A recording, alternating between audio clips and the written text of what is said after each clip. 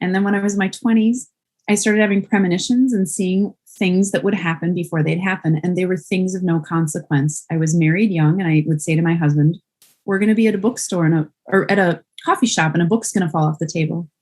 And then 2 weeks later, that would happen. And it kept amplifying. So then when there were bigger things like your uncle's going to die in March, he would look at me and he trusted me, but it was, it's like I knew I could trust him with bigger things. And I always thought it was so that he trusted and he didn't think I was weird. But later I really could see it was so that through his eyes, I could see that this was happening. It was like a marker in my journey to say, he saw it, I saw it, it happened. Welcome to Story Power, a bi-monthly podcast where my guests and I geek out about the stories we're passionate about in all different genres, styles, and formats. My name is Lucinda Sage-Midgorden, and I started this podcast during the summer of 2020 at the height of the COVID-19 pandemic.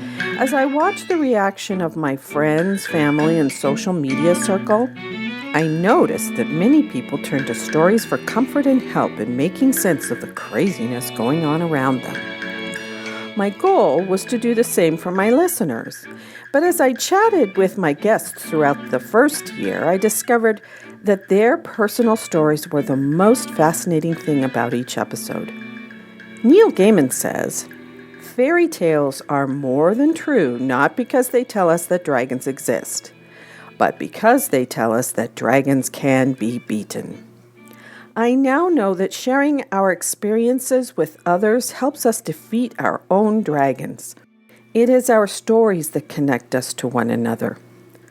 Let's see what wisdom today's guest has to share with us. Today I'm chatting with Amy Vasterling, and this is Story Power episode 31. It's hard for me to believe that I have 31 episodes already. And Amy, welcome to the show. Thanks so much for having me, Lucinda. I'm happy to be here. And I have to give a shout out to Podmatch because that's how Amy and I met. We're both members of this sort of what I would call a dating service for podcasters, where they can find guests or they can find a podcast to be a guest on. And that's how Amy and I met. So Amy, you were saying that you're really happy that you found them. And I'm definitely happy to meet you through Podmatch. Yeah, likewise. It's a great service. I've used some others too, and I really appreciate what they're up to. So I'd recommend it highly. Oh, good. We're giving an unsolicited little shout out to them today. So, Amy, yesterday I was on your wisdom gathering session in the morning, and I was, you and I have communicated a little bit, but I haven't really had a chance to ask you how you got into what you're doing. And could you explain what you do to our listeners? And then I might ask you kind of how you got into that. How did you know that was what you wanted to do? Absolutely, I can. It's a little trickier for me to explain what I do than most people, to be completely honest. But I'm the founder of something called the Wisdom Gathering, which is a monthly event. And it's really to satisfy the deep thinker for a space for deep conversation, which if you're somebody who frowns at the small talk situations in our world, this is a place for you. And you're going to come upon clarity and inspiration really through intuition and self-discovery, but it's collaborative. So it's about connection. And that's one of the main core pieces of the Wisdom Gathering. But what I am actually doing is I'm an intuitive reader. And that to some people, can be, what the heck is that, right? Mm-hmm. And really, truly what I'm doing is I'm able to solicit or access the energy that's between the atoms, which is called the quantum field. And it has, by scientists, been harnessed and proven that it exists. Mm-hmm. But for whatever reason, I'm able to easily read that energy. Now, we're all able to read that energy, but for whatever reason, again, I'm able to read it in all the forms that are possible. And I'm quite adept at it. So I can see energy patterns that are happening. An astrologer might say, this is what's happening. And for some reason, I can read that energy without knowing anything about astrology. Actually, I feel like I'm blocked from being able to understand astrology because I'll try and I just seem stupid to it, which isn't a very fair thing to say about myself. But, but when I lean in, I can read what those energy patterns are and how they affect us. Mm-hmm. And my strength is really reading around relationships and career. And if you were to read with me, we'll talk about, okay, here you are, and then here's this friend of yours. And I can very quickly understand what motivates your friend and how they react with you. Mm-hmm. And people will say to me often, it's like, them. How does that work? And it is like I know them because I'm seeing them from an external sense in a little bit of a different perspective than you are as their friend. And it brings quite great clarity. Mm-hmm. I totally understand that whole thing about not understanding astrology. I mean, I do listen to some, and sometimes it's fun to look at the paper and go, oh, what's my astrological reading? Although I don't take the paper anymore, but I've had astrological readings done for myself, but I don't really understand that. And when you were talking, I remembered, and I don't even remember, I wish I remembered the poet's name, but what it seems like you do is sort of what this poet does. She says, I'll be working in the garden or I'll be doing the dishes or something, and I can feel this poem galloping toward me. Mm-hmm. And so I have to stop what I'm doing and go see if I can find pencil and paper to write it down. And if I don't get there at the beginning, I have to grab its tail and pull it back to get the poem. So it's like she feels this energy coming that is the poem, and then she writes it down. And, I kind of feel energy shifts and so on and so forth too.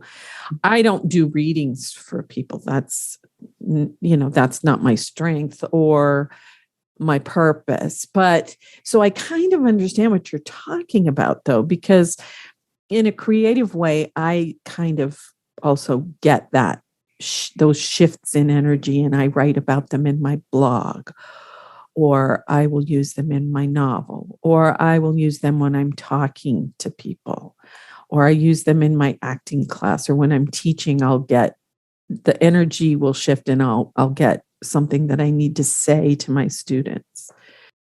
Yeah, and that's a good point, is we all receive things differently. Like I would say what you're describing is how I receive my creativity, mm-hmm. but it's not necessarily how I receive the intuition. Like I went through a long journey of figuring all this out, and it was hard. I mean, there were some arduous points, but in that I actually learned how to access it. And what it is it's quite subtle. I don't feel like I am chasing it or have to grab at it. Mm-hmm. It will come right to me. And it's just so subtle and gentle. And that's why I believe a lot of people miss it, because we all have it two ways, but I think that's why it evades us because it's like, it's not our mind, it's not our heart or our feelings. It's really a sense. And, mm-hmm. We're not used to having that reflex. Like when we smell something, we're aware of it right away because we're used to that, but we're not used to how the senses and the gentle nudges of, hey, go write that down or mm-hmm. And for me, when I went through the iterations to get where I am today, I had times where my personal intuition almost felt blocked or mild, and I couldn't access it as well. And then my intuition to be able to read for others was heightened in the focal point. So it's a really weird, I mean, it's not weird. It just was a unique journey of kind of a back and forth and up and down to get used to what is the rhythm of this. And also fear. I mean, there was some fear in the beginning of my journey that I had to address. And that taught me everything, of course. That was the gift, but it stunk. Right. I went through it. Yeah. Well, the fear, yes, I totally understand that, because I don't know if it manifested that way for you, but through the years, I felt this little nudge to step out and be bigger than I was. And I was like, oh no, I don't really want to do that. And so, but finally, when the pandemic hit, and I had been thinking about doing this podcast for quite a while, but you need a focus for it. And one day, like you said, I always call it my little voice said, well, you love stories. That's what you're most passionate about. And as I've gone through this year of doing the podcast, sure, I talk to people about the books that they read and the movies that they watch or the TV shows and how the things that they love, the stories that they love have affected them. But really, when I interviewed these women from Douglas, Arizona, who are part of the Douglas Oral History Project, that's when it hit me that, really people's life stories are the thing that is the most interesting. And it's not that the stories that they love are not interesting, but it's their life stories that I'm really shooting for. So I just find an entry with the songs that they love or the poetry that they read or, whatever, or the artwork that they do, because I have talked to visual artists as well. So So do you want to tell a little bit about your story, if that's okay with you? Yeah, of course.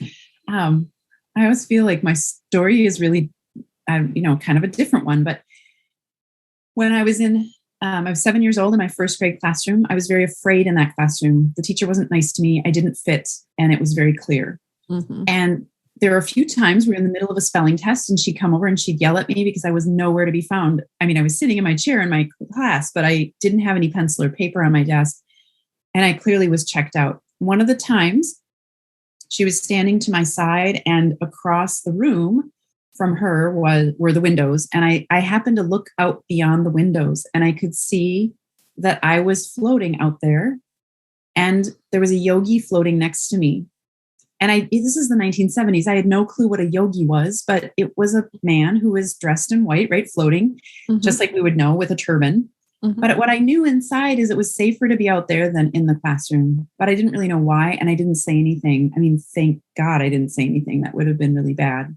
Mm-hmm. So from there, nothing overarching happened, except for I seemed to know things. When people would talk to me, or my mom would talk with another mom at the grocery store, they'd talk for 20 minutes, and then I'd sum up everything that they said into one sentence. And the other mother would be like, she's incredibly wise. But again, it just seemed natural. Mm-hmm. And then when I was in my, preteen and teen years, I knew things like girlfriends know. I knew what my friend was going to say next, and I'd say it. I knew what her real problem was, but that tends to be that age. So I didn't really think much of it. But then there were 3 experiences that I had where my body moved without me moving it, and it saved me from something. And I took note of that, but just mildly. They stuck out, those situations, because they were so unique. But I didn't really process that until I was in my early 30s. And then when I was in my 20s, I started having premonitions and seeing things that would happen before they'd happen. And they were things of no consequence. I was married young, and I would say to my husband, we're going to be at a bookstore or at a coffee shop, and a book's going to fall off the table. And then 2 weeks later, that would happen. And it kept amplifying. So then when there were bigger things like, your uncle's going to die in March, he would look at me, and he trusted me, but it was, it's like, I knew I could trust him with bigger things. And I always thought it was so that he trusted and he didn't think I was weird. But later I really could see it was so that through his eyes, I could see that this was happening. It was like a marker in my journey to say, he saw it, I saw it, it happened. And then when I was 27, I had a premonition that I would die when I was 34. And I was terrified, and I had nowhere to turn. So I finally went to a psychic that my brother-in-law told me about, that he had been to a few times, and talked to her. And she said, it's a metaphor. It's not real. It's something that's telling you something about something else. So I looked at it. I still literally, I don't know what that metaphor is about from then, but I'm way beyond 34, and I made it, and it's not about that. And I really think it was about a spiritual rebirth. Mm-hmm. And the number 34 was in a very old serif font, which could have been a past life thing. I'm not sure. But the looming feeling of all of it was about death.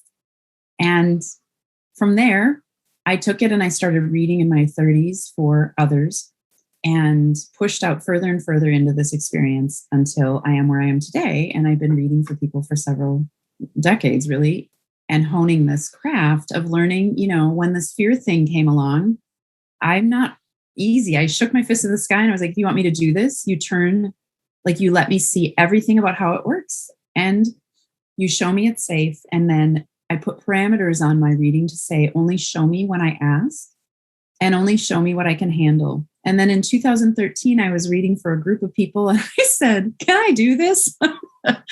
And then I went ahead and did. Mm-hmm. But I said, show me more than I can handle. And I saw when somebody would die. Mm-hmm. And it wasn't too big. I just encouraged them to do the thing that would keep them in life. Not that I said it that way. I just said, I really focus on this hobby or this thing.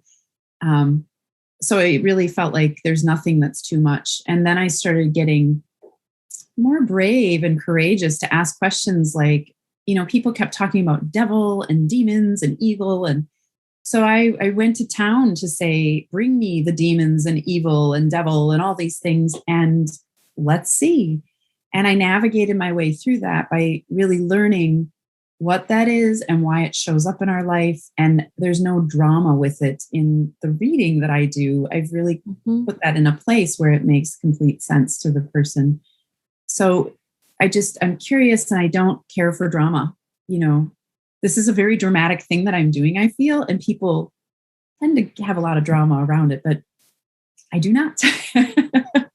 I see why something is there and then impart the information so that the person understands. And it tends to be that they already kind of knew. They're like, oh, I know that that's what's happening, that it's okay once they see the whole picture of it. So it's empowering. And I think I'm here to deliver a message about connection. Mm-hmm. And I think that when we look at it, the message I got when I shook my fist at the sky and said, define intuition for me, was if everything is connected, which everybody says that everything's connected, but that sounds kind of silly to me. The message was, if everything is connected, therefore there is nothing which cannot be connected.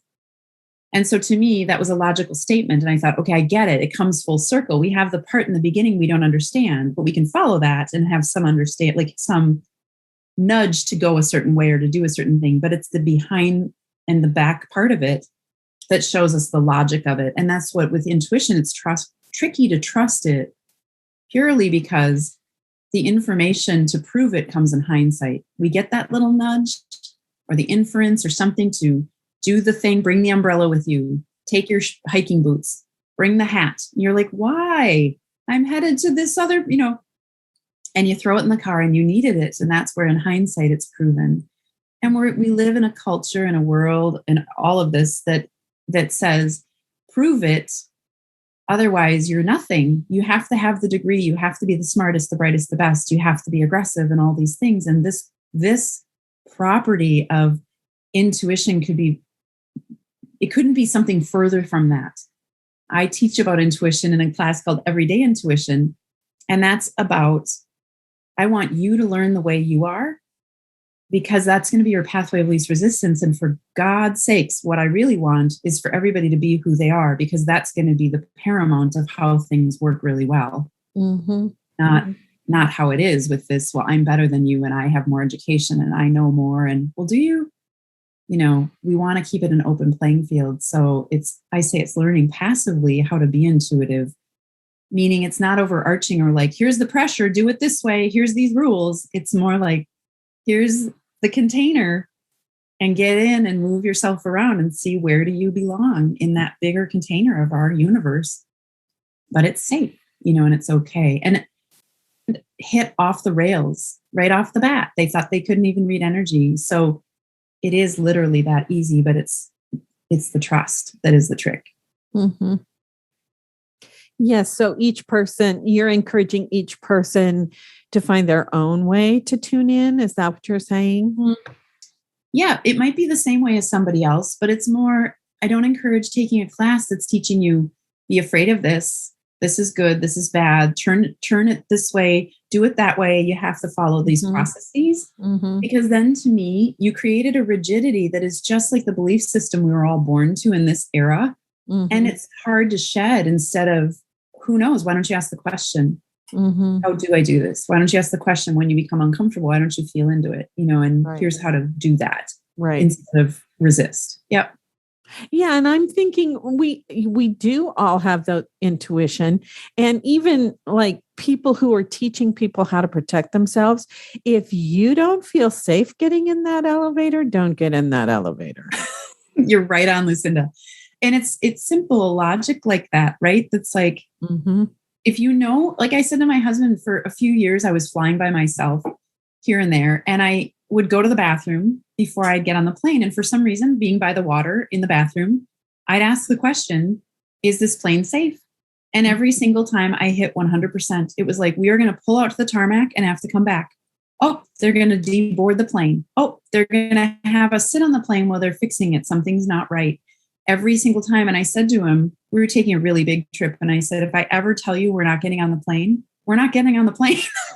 If you want to get on, you can get on. The kids and I are not getting on the plane. Yeah. And it's just so useful for even, like you said, everyday things. It is. Take this. And I've had those little intuition things. Don't forget to take blah, blah, blah, whatever it is, with you to class, because you'll need that. And if I forget it, it's like, oh man, I forgot this. And I have to say to the students, I forgot to bring this. Yeah, I think that's true. And when we meet people, sometimes we get intuition. Oh, this person's safe for us to know or not safe. Right. Absolutely. That's our gut, right? But intuition is a helpmate. And it is subtle. It is that little tiny nudge of take that thing with you. And if we arced into it fully in our society, which I'm getting closer, but we would also have, I don't think we'd think so much. We wouldn't have to remember everything and be so overwhelmed. And a lot of people complain of brain fog, or like, oh, my brain isn't working. And I think that's the shift for us, being asked to move into that intuition more of sensing. What are you going to take on that vacation? You might only need a quarter of what you really were going to bring, because you're overcompensating with your mind, thinking, I'm going to be prepared for everything. Sometimes the best things in life are to have a happy accident where you do get stuck and you have to ask for help and you meet the person you needed to meet. We kind of take the creator out of the mix, right? If we don't allow those situations to occur. And then our life, we're wondering why we feel so misaligned and stuck and sad, or struggle. Right. Yeah. Right. Well, and that's kind of how I felt about the whole pod match contacting me and saying, we noticed that you have a podcast. And so then when I checked it out, it was like, oh, I'm going to get to meet all these really interesting people that I never would have met, like you, if I hadn't followed my intuition and gone ahead and signed up for it. And that's just one example. But I'm going to go way back to what you said about death and sensing someone's death. When both my grandmothers were dying, I knew it before. I knew that it was coming before they even really exhibited the signs that they were dying. We met with my grandmother, my dad's mom, one time. She was living in the Midwest, and we went back to a homecoming, and we stopped off and saw her at she had an apartment in this like assisted living kind of thing. And she said to me, I've been dreaming about my parents. And I just knew right then, oh, she's getting ready to go. She said, and I can't wait to see them. And so I may have said something to my dad about it.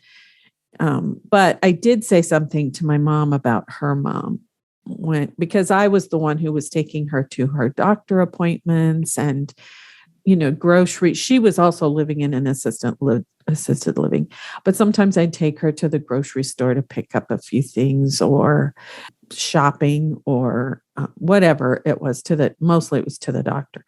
And yeah, I just felt that I could feel it coming.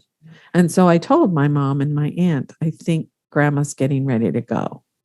So I understand that feeling. And, it was kind of helpful to prepare people for that. Mhm. And when they're old, mom and dad were kind of ready already for it. And my aunt, but when someone's young, that it's not, because we had a friend who died of AIDS, and I was helping. I was giving Reiki treatments to her, but I knew she wasn't going to recover. There was no way she was going to recover. And now, there are people who've been living with AIDS for years, 20 years or so. But she had already decided she was leaving. Yeah, that's a sad thing. And then that taught me that I, as a healer or as a friend, even, I can't control their decision. They have made the decision, and I have to just stand by them and let them play out whatever it is that they have chosen for their own lives. Yeah, we each have our own journey, for sure. Mm-hmm. Mm-hmm. So I'm going to go back to the story power thing. Do you have any favorite things that you read or watch that kind of help you with your process, or comfort you, or that you learn from? Yeah. I'm short on influences in my world because I hit this tight niche of what I do. Mm-hmm. But I would say, this is a business thing, but somebody who really inspires me is Christine Kane, because she's living what I'm teaching. Mm-hmm. And so that's somebody I would look to. She is a musician and songwriter, but she also coaches people in business and does that at quite a wide range and array. But to go back to the story of my story, in how I learned to teach people about their intuition was through my journey of my own story inside of me. So when it came time to learn about intuition at a higher level, my guides kind of came forward, and I didn't, and I maybe had looked for them a little bit, but I had two that I grew particularly close to. And I'm just going to share these stories because I think that they're funny, and I think they illustrate why I didn't look for anybody outside of myself. And I had influences like Esther and Jerry Hicks and the Law of Attraction, some things like that early on. But these two guides would be with me, and then I would go and get a healing session from somebody, and they'd say, I'm going to give you this remedy, and it has Solomon's seal in it. And then they'd say it again, it has Solomon's seal in it. And then later when I was paying, they'd say it again. And they're like, why am I telling you 1,000,000 times? I said, I know why. And then I'd get in the car and laugh, because that's the name of one of my guides. And he would say, he's like, it's got my stamp of approval. And that's what, I learned is the guide realm is very playful and also very wise, right? Really intelligent and wise. And there was a point in 2013 when the energy all shifted, and I was finished having a guide of reading. And my guides, I saw this visual of me laying in a bed in like an ICU, and the room was completely dark. There was not very much in the room with me, but there was a glass border between me and them, and something that looked like the Grim Reaper came along and took them away. And they were trying covertly to answer yes/no questions. Yay, my guides. But then they moved on, and it was really interesting for me. At first, it felt a little bit lonely because I'd had this play world and this space to ask any question I needed to ask. But I think I had also learned enough, and I was sick at the time. So it was really concerning, like, am I going to die? Is this going to be okay? Am I going to live on? And that taught me some really good things too about how to manage my own health and how to understand it. But needless to say, one of those guides is still around, and I don't think I need them much because I don't talk to them. I did outgrow or move beyond, but I've had some interesting experiences. Like one time, the guide Solomon stands to my right side, and I could feel he wasn't there. And I said, where the heck are you? But I probably didn't use the word heck. And then I said, okay, I feel you over here. And it was kind of out where my, like up to my upper shoulder, but further out from my body to the left. And he said, very good. That's where I am. I'm at a conference. And you guys have made such a mess of things down there as humans that we are changing how astrology works. And we're having a conference and how that works, like how that will play out. And I laughed and I said to him, you get your keister back here as soon as you can, and no drinking while you're at the conference. But it taught me something I didn't know. So moving into those spaces of, and there were things I could trust. There's no way I could have gotten this information. And like, it's information that I eventually realized, I'm like, this is all happening. This is all true. There's no way that this could all be known. So I started to learn how to do things such as I'm a cross-country skier. I've been since I was 7 years old. And I ski the hard way. I'm a skater, which is really fast. It's like riding a roller coaster on skis that are tiny and thin and really light. Mm-hmm. And I would ski up on the Birkebeiner course, which is the hardest course in North America. And I would ski from where we had a cabin down to the next town, which is about 23 kilometers. And I got really tired at kilometer 13 one of the times. And so I asked this guide, or this friend of mine on the other side that I knew, what do I do? And he's like, split your little ego, put it out to the side and ask it what it wants to do. And it wanted to play at the park. And then have your spirit kind of sit and be its caretaker. And you let the physical body just flow, just let it do its thing. And your soul will be there to cheer it on. And then like I don't know what you are, but the soul, another part of it, can go up and be with this person. And we had tea. And I literally lost awareness from kilometer marker 13. And I looked up and I was aware, and I was at kilometer marker 18. And I know I skied that, I'm sure, but I had no awareness of doing it. And I think, those are some things where when we lose our sense of our body that way, there's just been some off the rails, really exciting adventures with this ability to see how far can I push that. I didn't do that again. I didn't need to, because I had seen how it works, or I had experienced it. Mm-hmm. But I just kept diving into experiences like that. I was told at one point by my guides, you'll be tested for 18 months. And I'd be in the middle of a reading and I'd realize this is all wrong. And I'd call out to the thing and see it. And I'd see, okay, it's not right. And ask it to move on. And then just enter in something new and reorient. And that was frustrating because I was newer at it. Mm-hmm. But the guide said in the end, they're like, you hit every time. You were flawless. You got it. And that gave me the courage to take bigger risks, tighten up that ability to a really succinct space, which, I say to people, in 10 years, the reader I'll be. And what I mean by that is, if I didn't keep applying myself to it, I wouldn't grow and change and get better at it. But I have applied myself to it. So if you're curious about your own intuition, you can apply yourself to it. And then over 10 years, you'll get better and better and better at it, right? It's right. Yeah. Available. I love that you put it in logical terms, and that it's everybody can learn how to do this. Right. Because I'm always a little bit wary of spiritual teachers who, this is the way, or any kind of teachers, this is the way you have to do it. Well, I always rebel against that. That's why I like you, Lucinda. It's like, well, no, I can figure this out for myself, And I remember these were business things, but are you teachable?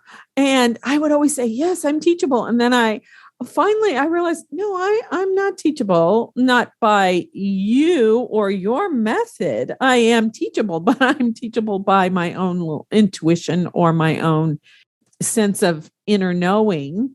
And your method isn't going to work for me. I had to say, your method's not going to work for me. So, and that's happened to me 2 or 3 times. And I think I was kind of like that when I was a lot younger too, because I started college as a music major, but I didn't have any music background really at all. And I was just a singer and didn't know how to read music, didn't know any of that stuff. And I took an introduction to religion class and fell in love with it. And I didn't want to be a minister or anything like that. I mean, I was at a college, but I changed my major to religious studies just because I wanted to hear the stories of people's encounter with the divine. And I was the only woman. It was a small college. So I was the only woman in that major. And sometimes I had some real difficult encounters with people because of that, because, I was a woman and it was the 70s and I wasn't supposed to be there and blah, blah, blah. And I just kept going, okay, you can get upset with me, but I'm not changing my mind. I was really stubborn, I guess. But it just felt like I was supposed to be there. I was supposed to be studying that because it was going to lead me to the next thing. And so I love that you encourage people to find their own path, find their own connection. I think that's fantastic. Lucinda, I'm actually an art major and a minor in religion.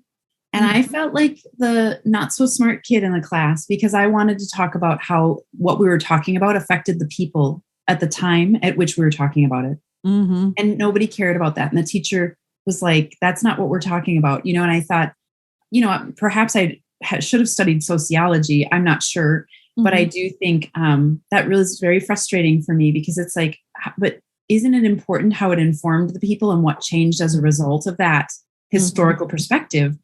Like right. In Catholicism, the priests could read and nobody in society could read. Well, that sets up a really interesting dynamic of exactly what we're talking about.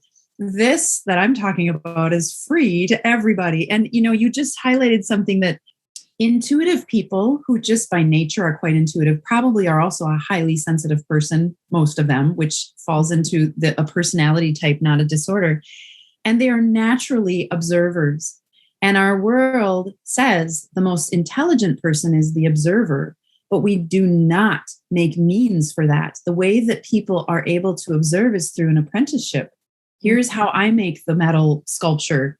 Okay, I see how you do it. Now I'm going to take that and up level it or make it bigger, do it differently and make the process better. So it's hard to learn intuition through being told because you probably, if you are quite highly intuitive, which it sounds like both of us are here, it's a struggle to not learn through observing. And most teachers, that makes them uncomfortable. When you say, can I see what you created? Like in college with my professors who were sculptors and painters and so on, they never wanted to show me their art. And it's like, that's about connection. That's about collaboration and understanding from their point of it. I don't know what was going on for them. I thought that was an awful thing. I'm like, we should be sharing this and I can learn from you about what you created. Right. Well, and maybe, I don't know, I can't really speak about them, but one of the things I loved about when I added theater as my second major was that there are no right or wrong answers. And then later when I took education classes, it was like, you take all this information and you synthesize it. You come up with something new. And that's what we as teachers were supposed to be helping our students do, is gather all this information and then come up with something new, totally never thought of before. So that's one of the things I loved about both of them. Well, I had really great teachers in my religious studies program because they were talking about the stories of the people who in the historical context, right. But also, why did the theologians write these things? I mean, it's out of their experience with the divine that they came up with these theories, these right. philosophical theories. And so when I'm teaching my theater classes, especially the dramatic structure class that I'm about to teach, is when we talk about the structure of how the artists, the writers and the movie makers and the playwrights and the whoever, the actors, when they're telling the story and we get something out of it, I'm going to get something different out of it than maybe every one of my students. It's not like math. You're not going to get just one right answer. Right. There are a bunch of right answers. Right. And I encourage them to find the right answer for them. Right. As we watch those stories. So it sounds like that's what you do with the people that you try to teach. Exactly. Yep. That's cool. I love it. I do too. It feels like freedom. Yeah, really. Yes. Yeah. So I'm going back to what I said about the business thing. I took this course and was a great course. I don't want to diss it at all. It's called the No Pants Project. And it's about building a business at home where, this was pre-pandemic. So, everybody jokes about when they're on Zoom, they don't wear their pants, they wear their sweatpants or whatever, The man who developed this really great program to teach people how to create their own business. Well, you could print reams and reams and reams and reams of paper about all the steps and how to engage with social media and so on and so forth. And I got about halfway through it and I realized this is too much. It's a great program. I'm glad I took it. I'm glad that I still have access to all the videos and so on and so forth. But I have to build my own way. And of course, they tell you if you're an author, you have to be on social media and you have to do blah, blah, blah, blah. And I'm like, I think I'll find my own way. And Lucinda, I think that's the right thing to do for all of us. And we're hesitant to trust our own creativity. I think our creative parts of us are so told to not be, turn that creativity off. I think there are some fields that you can get into where it's great. Like I think in what you do, you probably have access to using your creativity in your job quite a bit. But I think it as a whole, there's a strong message about don't do that, and I that's not right. We really are creative beings. We're the creator, right? I mean, we're synonymous with that. I think when you said your friend made the choice to let go of their life or be done, I think we choose the journey before we come here. But then to be honest, I think that then our journey plays out as to what we chose before we got here. And so when it comes to people being like, well, they're mirroring that for you and you're choosing that, we might choose to continue a pattern, but sometimes I think these patterns have to play out and we have to play them out to a certain degree, or we're going to actually attract the same thing or do the same thing again until not we figure it out, but sometimes that the pattern has to just be a certain timeline, right? So I want people to also keep an open mind about if you're struggling or you're having a hard time or you're not connecting to the thing that you really want, there might be a timeline on it, and to not get like, I'm stuck, I'm in all these, but to get focused on there's a flipping timeline, perhaps, I don't know. And I'm going to let go to that. And I'm going to just enjoy my life step by step, day by day, and focus on that, because I think we can spend a lot of time on the hamster wheel. I'm not doing enough. I'm not big enough. I feel this inside, and yet it's not coming to fruition, and having frustration around what we think should be happening or could be happening. And especially when it comes to people that work in the holistic arena, that stuff takes time. Yeah. Well, and not only that, but I have noticed for myself, sometimes I make myself really super busy so I don't have to deal with this issue or that issue. And I've known people like that. I look at their lives and I go, oh my goodness, how can you do all that stuff? And then I go, oh, I see. There's something they're avoiding dealing with. And it's so scary to go to the dark side and look at your dark stuff that,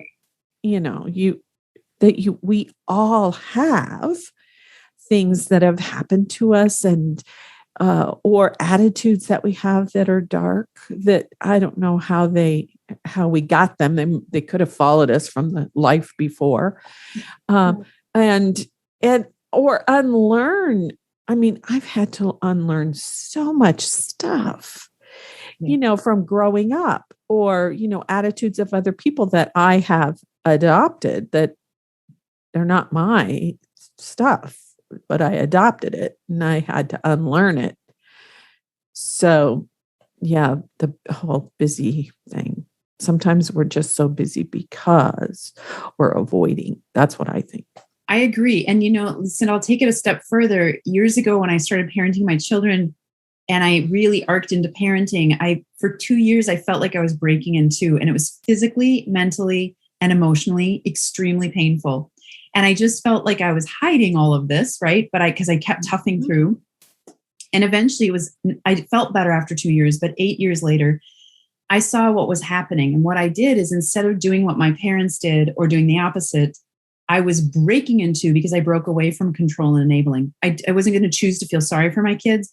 And I wasn't going to choose to let my issues override the situation. So I needed to take control. Like if I'm too hot at the back door when I'm trying to get I live in a winter place, get all their stuff on, that I would figure and deal with myself instead of dealing, worry can be a form of control, actually. So I broke that pattern. And I think that's really what we're breaking from, and where you're saying all of the beliefs that you've had to overcome and so on. We're breaking that yoke. And that is the heaviness of this lifetime. In other lifetimes, it may have been illness because we didn't have that figured out as a society. In other lifetimes, it could have been warring nations that were so disruptive that our whole life was lived under the shadow of a war and horrible things where we were trying to live some semblance of a human existence. Could have been a whole bunch of scenarios, right? Mm-hmm. But that's, I believe in this time, is there's this oppression, there's this being held down by the thumb, even though it doesn't look like we are. There's a lot of messaging that we've had, as particularly as women. I always say we need to be seen and heard and supported and feel worthy as women. These are some very core basics. And it's a struggle. I see that in so many clients that is just a struggle. And sometimes they can't see it at all. And that's the bigger struggle. Is that we can't see it necessarily, but we're moving that forward and I believe we're breaking narcissism. It's going to dismantle. Mm-hmm. And I think it's already dismantling, but we're not quite there on the upswing. And so people will say, like, there was something that was put out by some actors in Hollywood that said it will take 218 years or 381 years. It was a long time to actually gain equality for women to men, right? A simple thing. Mm-hmm. But I think things will start picking up and going faster as we recognize the brain fog isn't brain fog, but it's our request to be arcing into that intuition, into that sensing, and not using our brain so heavily. And, we can be aware of foods and ways that we're treating ourselves intuitively too, like exercising and taking care of ourselves can play a factor in all of that too. But I think that we are going through an experience in this lifetime where women collectively, and I believe it's Western women that will lead the way. And I think that there are a whole bunch of reasons, because we've already broke through being pioneers, forging a new country, doing all this stuff, being outspoken, having the Fifth Amendment, like having opportunity to say and be. Mm-hmm. And now we're breaking that at a home level. Mm-hmm. And that's not nothing. That's a big deal. And I think that that's echoing out to the world, where women could vote in 2018 in Saudi Arabia. That's not very long ago. Like, we're still making strides, right? Mm-hmm. Right. So this whole thing, I think I'm the future. And I think that the work that I'm doing is the future. And I think if you're look at that as you're paving in the way, and the people who paved the way, it wasn't always very easy. Look at the suffragettes, look at a lot of experiences in history. Those are hard things to overcome, but they're possible things. Yes. Well, and the other thing is that my second book is The Space Between Time is my first book, and it has two timelines. It has one in the present, and then the woman in the present has these crash and burn moments, and she finds the journals of her three times great grandmother. Well, of course, she starts traveling back and entering her great grandmother's consciousness. Well, the second book is in Morgan in the past, is it getting involved in the suffrage movement. And one of the things that I realized as I was writing that is that these women had no idea when it was going to happen. They knew that women were going to get the vote, but they just kept plugging away. And in Oregon, which is where Morgan is, it took 5 or 6 tries to get the state legislature to approve the vote for them. I mean, they started the fight way back when, but it wasn't until 1912 that they got the vote. Right. In the state of Oregon. And so, and then of course, when it was before the Civil War, it was 1840 something when they had that Seneca Falls conference. But of course, there were women fighting for that before, like Abigail Adams was saying, you need to write this into the Constitution that women can vote. So it's all these years until 1920 when we gained the vote.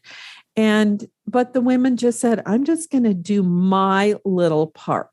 Mm-hmm. And so that's kind of the way I look at my life. Okay, I may not see the day when humanity has switched around and we get rid of the whole power dynamic that we have now, but it's okay. I'm just doing my little bit. I'm doing what I'm supposed to be doing to help make that come about.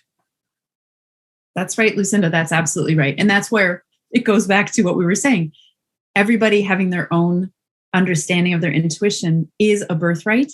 Mm-hmm. And that's not something to mess with, because I believe that's how we achieve it, is we stay and stand consistently in our own knowing. And even, I have a friend who will talk about her child who's headed to college, but hasn't chosen which school yet. And lots of fears, and that's okay. Mm-hmm. But it's like, you don't have more experience being inside that human than your child does. Like, they do know for themselves. And as much as you have knowledge and experience and all these things, where do we cut that space of recognizing they have their own journey? Mm-hmm. You have your own journey, Lucinda, and I don't know you super well. So it's like, but I can allow you to have that. Mm-hmm. You know what I mean? And that's kind of the piece of it, is we'll know then, you and I will know each other for a bit, and then we will not know each other. And there will be no hard feelings because we both know it. And right. You and I will know each other for a lifetime, and we both know it. Mm-hmm. So there's no emotion in it. It becomes this fluid, flawless space that is actually highly flawed, because we don't see what's the proof of it until hindsight, but we know. And so that's truly my biggest message, is about that. I don't like to say the word inner knowing. I just like to say our knowing. Mm-hmm. It is such a powerful thing. And people say, that's the heart field. That's this. Sure. But it doesn't really matter. You know what you know about yourself. And you know that you would prefer a chocolate cone to a vanilla. You know that. Mm-hmm. And sometimes we don't. We're like, I'm going to shake it up, and we don't have to be upset about it, right? Those are simple ways to just leave small examples and clues to inform us about our knowing. Mm-hmm. Right. Yeah. Yes. Basics. That is so great. So do you have anything else you want to say before we go? Well, I like to talk, so probably a million things, but listen, and no, this has been awesome. I feel like I've really said all the things I truly did want to say. Mm-hmm. And I'd encourage people, if you're open to it, to try a wisdom gathering. It's for women at this point. I'm looking at creating a co-ed one. I'm not sure when that will be, but it really is a space to come and seek connection. And it's a safe space. I think I want to say it's a trusting space where you can open up and say what you're feeling, and share your ideas, And if you're interested in creating more intuition, in September, I carry those classes, Everyday Intuition, the 4th Saturday of the month in the morning. And that those are just during the school year, kind of September through May is when those happen. So it's a nice way to touch base and learn more about your intuition and so on. Yes, the session yesterday was really fun. I kind of felt like I talked too much, but... Everybody does, but you didn't, Lucinda. You were great. Everybody feels that way. Nobody does. But it was really interesting to meet those women and to hear their stories about what they're going through and how they're feeling and how they're struggling, and how the things that their aha moments, I'll call them, like Oprah does. And I'll have to I don't know if I'll be able to go to very many of them because during the school year I'm pretty busy. But I think I'll probably become a member and sign up. And yeah. Be great, Lucinda. You'd be a welcome addition for sure. Anybody who is a deep thinker, thinking about their intuition or knows that there's something more there, it's just a great place to land to see kind of, oh, okay, here's where the energy is this month. Here's where I am. Yeah. Yeah. Well, thank you so much for being my guest. I really appreciate our conversation. Thanks for having me. I really had a great time.